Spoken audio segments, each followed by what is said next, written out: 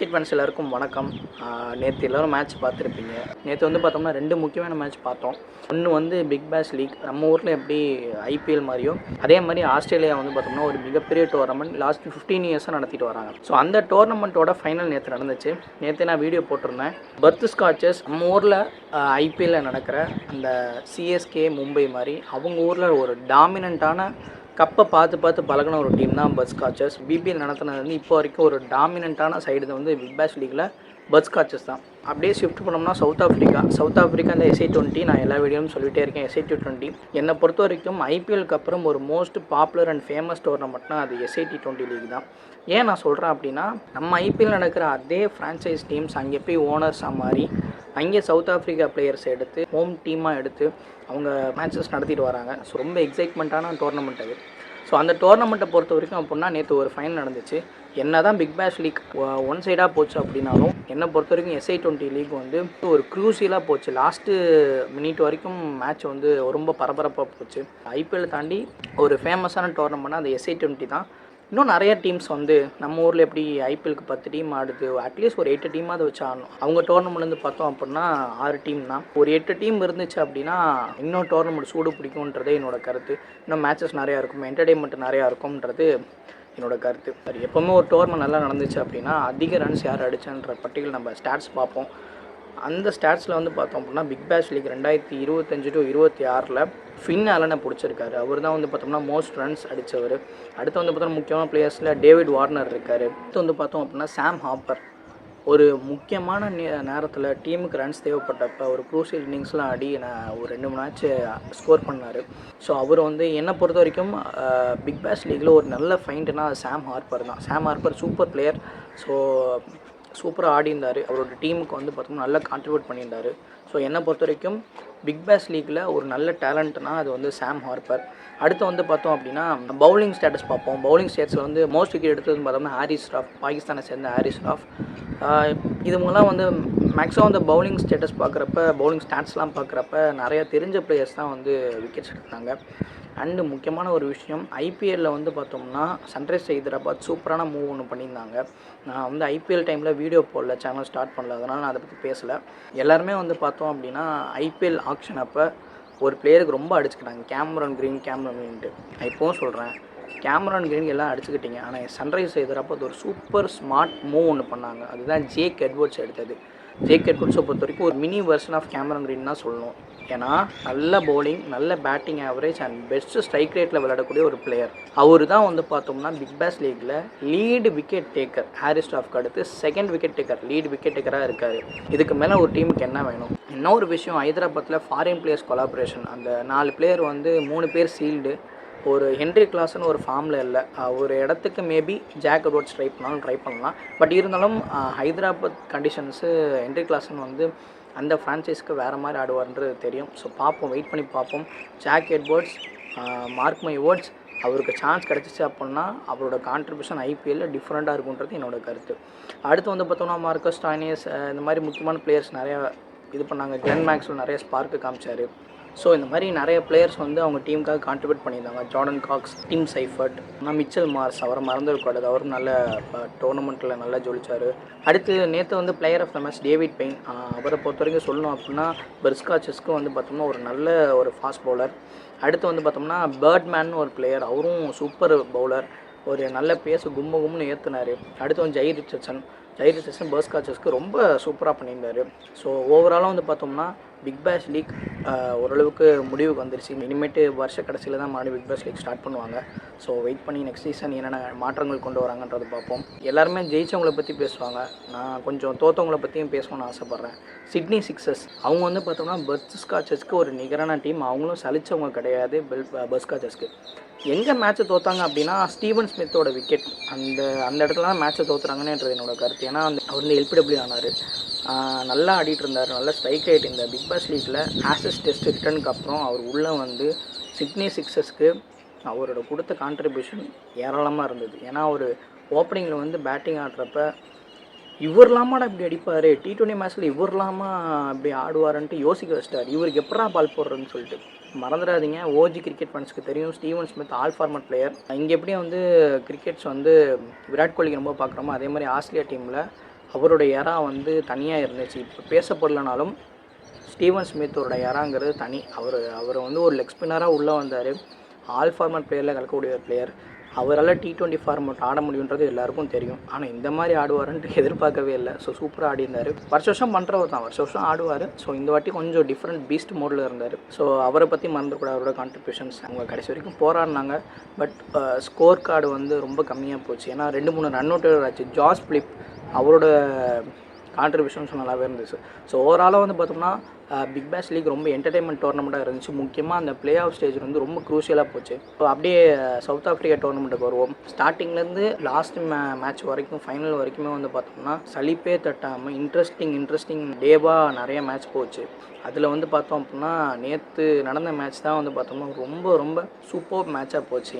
One of the best matches அப்படின்னு சொல்லலாம். பார்க்காதவங்க ஹைலைட்ஸ் கொஞ்சம் போய் பாருங்கள். நேற்று லைவ் மேட்ச் பார்த்தவங்க எல்லாருக்கும் தெரிஞ்சிருக்கும். பிரிட்டோரியா கேபிட்டல் ஃபர்ஸ்ட் பேட்டிங் ஆடுறப்ப ஒரு நல்ல ஸ்டார்ட் எதுவும் கிடையாது. தனி மனுஷனாக ஒருத்தன் போராடினார், டெவால் ட்ரெவிஸ். ரொம்ப பாவங்க. அவரோட செஞ்சுரி வந்து பார்த்தோம்னா deserving to win the SA20 tournament. ஜெயிச்சிருந்தாங்க அப்படின்னா வரலாற்று பதிவாக மாறி இருக்கும். தனியாக வந்து பார்த்தோம்னா டீம் ஸ்கோர் வந்து எடுத்துகிட்டு போயிருந்தார். ஸோ அவர் ரொம்ப நினச்சா பாவமாக இருக்குது. பட் இருந்தாலும் அவரோட ஃபார்ம் வந்து சவுத் ஆஃப்ரிக்கா கைவிடாது. T20 வேர்ல்டு கப்புக்கு அட்வான்ஸ் வாழ்த்துக்கள் டு சவுத் ஆஃப்ரிக்கா. ஏன்னா சொல்கிறேன்னா T20 வேர்ல்டு கப் அவரோட ஸ்குவாடை பார்த்தோம்னா SA20 இருந்த top run getters and top wicket takers, best economy rate bowler, most 5 wicket all bowler எல்லாமே சவுத் ஆஃப்ரிக்கா டீமில் இருக்காங்க. ஸோ சவுத் ஆஃப்ரிக்கா பொறுத்த வரைக்கும் ரொம்ப டேஞ்சராக தெரிவாங்க. T20 வேர்ல்டு கப்புக்கு நிறைய டேமேஜ் கொடுக்க போகிறாங்கன்றது தெளிவாக தெரியுது. Dewald Brevis hats off man. ஏன் சொல்கிறேன்னா ஒரு கிரிக்கெட் பிளேயருக்கு மட்டும்தான் தெரியும், அந்த கிரிக்கெட் பார்க்குறவங்களுக்கு மட்டும் தான் தெரியும் டெவால் ட்ரெவிஸோட எஃபோர்ட் இன்னும் வந்து கொடுக்காதது எவ்வளோ கஷ்டத்தை உண்டாக்கும்னு தெரியும். So hats off to Dewald Brevis. SA20 மறுபடியும் சன்ரைசர்ஸ் ஈஸ்டர்ன் கேப் அவங்களோட வின்னிங் ஃபார்முலா யூஸ் பண்ணி ஜெயிச்சிட்டாங்க. டெவால் ட்ரெவிஸ் மட்டுமே எஃபோர்ட் போட்டார். டீம் ஜெயிக்கணும்ன்ட்டு 2 முக்கியமான பிளேயர்ஸ் எஃபோர்ட் போட்டிருந்தாங்க. ஒன்று ட்ரிஸ்டன் ஸ்டப்ஸ். அவர் தான் வந்து முக்கியமான பேக் போனாக இந்த T20 வேர்ல்டு கப்பில் கண்டிப்பாக இருக்க போகிறாரு. கடைசி டைமில் ரீப்ளேஸ்மெண்ட்டாக உள்ளே வந்திருக்காரு. ஸோ என்னை பொறுத்த வரைக்கும் T20 வேர்ல்டு கப்பு ஒரு ட்ரிஸ்டன் ஸ்டப்ஸ் ஒரு பெஸ்ட் பிளேயராக இருப்பார். அண்ட் மறந்துடக்கூடாது மேத்யூ பிரெட்ஸ்கின்னு ஒரு பிளேயர். நிறைய பேர் வந்து இதை பார்த்துருப்பீங்க. கிரிக்கெட் தொடர்ந்து பார்க்குறவங்களுக்கு தெரிஞ்சிருக்கும். கிரிக்கெட் பார்க்காதவங்களுக்கு நான் சொல்கிறேன், அடுத்த ஒரு 3-4 வருஷத்துக்கு மேத்யூ பிரெட்ஸ்கி இதே ஃபார்மில் தெரிஞ்சார்னா நிறைய சம்பவம் பண்ணுவாருங்கிறது என்னோட ப்ரீ ப்ரெடிக்ஷன். ஏன்னா மேத்யூ பிரெட்ஸ்கி ஒரு டஃபஸ்ட் சிச்சுவேஷன்லேருந்து அந்த சைடு விக்கெட் போயிட்டே இருந்தாலும் மேத்யூ பிரெட்ஸ்கியோட ஸ்டெபிலிட்டி தான் வந்து ட்ரிஸ்டன் ஸ்டப்ஸோட ப்ரெஷரை குறைச்சிச்சு. 2 பேர் பார்ட்னர்ஷிப்பால் ஜெயிச்சிட்டாங்க. இல்லைனா பிரிட்டோரியா கேபிட்டல்ஸ் ஈஸியாக உள்ளே வந்து கொலாப்ஸ் பண்ணி விட்ருப்பாங்க, ஃபஸ்ட்டு டைட்டிலையும் அடிச்சிருப்பாங்க. ஸோ எனிவேஸ் நம்ம ஊரில் எப்படி Mumbai Indians, Chennai super Kings மாதிரி ஒரு சக்ஸஸ்ஃபுல் ஃப்ரான்ச்சைஸோ SA20யோட பெஸ்ட்டு ஒரு டீம் அண்ட் பிராண்ட் அம்பாஸ்டராக வந்து சன்ரைசர்ஸ் ஈஸ்டர்ன் கேப் இருப்பாங்கன்றது எந்த ஒரு டவுட்டும் இல்லை. ஒரு 2-3 பேர் வந்து ஒரு டேலண்ட் ஸ்கவுட் மாதிரி நம்ம பார்க்கலாம். முக்கியமாக பேட்டிங்கில் வந்து பார்த்தோம் அப்படின்னா Rubin Hermann and Jordan Hermann சொல்லிட்டு ஒரு 2 முக்கியமான பிளேயர். அதுவும் ஜார்டன் ஹெர்மன் பேட்டிங்லாம் வந்து பார்த்தோம்னா டிஸ்ட்ரக்டிவாக இருக்குது. ஒரு நல்ல find for south Africa. And வந்து பார்த்தோம்னா ரூபின் ஹெர்மன் அவரும் ஒரு நல்ல டிஸ்ட்ரக்டிவ் பிளேயராக தெரிஞ்சார். எனக்கு ரொம்ப பிடிச்ச பிளேயராக ஜார்டன் ஹெர்மன் ஆகிட்டார். JSKக்கான டியூப்ளாய் ஒரு மேட்ச் சிங்கிள் ஹேண்டடாக ஜெயிச்சு கொடுத்தாரு. ஸோ இந்த மாதிரி நிறையா டேலண்ட் ஸ்கவுட் வந்து இருந்தாங்க. டியூப்ளாய் வந்து ஒரு இங்கிலாந்து பிளேயர். ஸோ அவர் சவுத் ஆஃப்ரிக்கா கிடையாது, இருந்தாலும் அவர் நல்ல ஃபைன் ஃபார் இங்கிலாந்து சொல்லலாம். அவரும் நல்ல பிளேயர் தான். பெஸ்ட் பவுலிங் வந்து பார்த்தோம்னா ஒடினில் பாட்மேன் அவர் தான் வந்து பெஸ்ட் பவுலிங் ஃபிகர்ஸ் வச்சுருக்காரு. மோஸ்ட் 5 விக்கெட் ஹாலும் அவர் தான். அதிக விக்கெட் எடுத்ததும் அவர் தான். ஒரு முக்கியமான டேலண்ட் ஸ்கவுட் பார்த்தோம்னா மொக்கேனா அப்படின்னு சொல்லிட்டு ஒரு பவுலர் Under-19 கிரிக்கெட்டில் ஆடி இருந்தார் சவுத் ஆஃப்ரிக்காவுக்கு. எனக்கு வந்து அவர் பார்க்குறப்போ ஒரு மினி வெர்ஷன் ஆஃப் ரபாடா மாதிரி தெரிஞ்சார் டக்குன்னு பார்க்குறப்ப. ஏன்னா என்ன சொல்கிறேன், லென்த் அண்ட் அவரோட ஸ்பீட் அண்ட் கன்சிஸ்டன்சி என்ன கொஞ்சம் அந்த பவுலிங் ஆக்ஷன் வந்து அந்த ஒரு பேஸில் கொஞ்சம் வேரியேஷன்ஸ் கொடுத்தாரு அப்படின்னா அவர் ரொம்ப டெட்லியான பவுலராக தெரிவார்ன்றது என்னோட கருத்து. கற்றுக்குவார். சவுத் ஆஃப்ரிக்காவுக்கு நிறைய யங்ஸ்டர்ஸ் இருக்காங்க. மப்பாக்கா, மொக்கேனா, இந்த ஜார்டன் ஹெர்மன், இவங்க எல்லாமே வந்து பார்த்தோம்னா futures of South Africa. Dewald Brevis great job to South Africa tournament தான் சொல்லணும். நல்ல மூவ் அது. எனக்கு என்ன ஒரே ஒரு சஜஷன் என்னென்னா, நிறைய டீம் வந்து இன்வால்வ் பண்ணி விளாண்டாங்க அப்படின்னா செகண்ட் ஹையஸ்ட்டு வாட்சிங் டோர்னமெண்ட்டாக மாறிடும். நிறையா வந்து ப்ராட்காஸ்டர்ஸ்க்கு நிறையா வரும், நமக்கும் நிறைய என்டர்டெயின்மெண்ட் கிடைக்குன்றது என்னோடய கருத்து. நல்லாயிருக்கும், அப்படி இருந்தால் நல்லாயிருக்கும். ஸோ 2 டோர்னமெண்ட்லேயும் 2 லீடிங் கப் அடித்த ஒரு டீம் வந்து ஜெயிச்சிருக்காங்கன்றது ஒரு ஹைலைட்டான ஒரு விஷயம். ஸோ அப்படியே இங்கிட்ட வந்தோம் அப்படின்னா இந்தியா நியூசிலாந்து டோர்னமெண்ட் இந்தியா வந்து டோர்னமெண்ட்டை ஜெயிச்சிட்டாங்க. இன்னும் 2 மேட்சஸ் இருந்தாலும் அது ஒரு ஃபார்மாலிட்டி மேட்ச்சு. பட் நிறைய காம்பினேஷன்ஸை ட்ரை பண்ணி பார்க்கலான்றது என்னோட கருத்து. திலக் வர்மா வந்து ரிமைனிங் T20 மேட்சஸ்க்கு ரூல்ட் அவுட்டு. அவர் வந்து T20 வேர்ல்டு கப்புக்கு வருவாரான்றது தெரில. ஏன்னா நெக்ஸ்ட் மந்த் 7ஆம் தேதி கண்டிப்பாக வந்து இதுக்கப்புறம் ஃபிட்னஸ் செக்கிங்லாம் இருக்குது. அதெல்லாம் முடிச்சுட்டு அவர் வருவான்றது பார்ப்போம்.